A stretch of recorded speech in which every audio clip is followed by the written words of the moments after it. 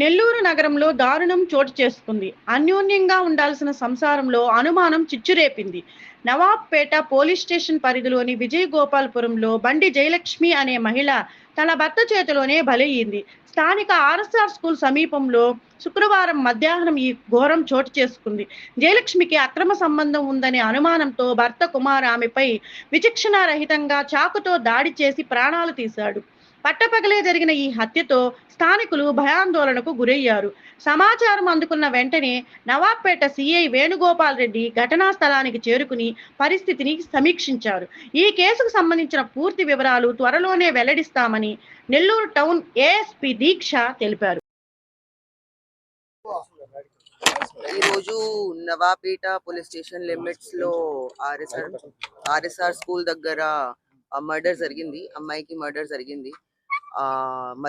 ఈరోజు మధ్యలో almost 2:45 PM కి మర్డర్ జరిగింది. ఇమ్మీడియట్లీ మేము 2 పోలీస్ టీమ్ ఫామ్ చేసి ఇక్కడికి ప్రాపర్గా సీన్ ఆఫ్ క్రైమ్ కి ప్రిజర్వ్ చేసాము.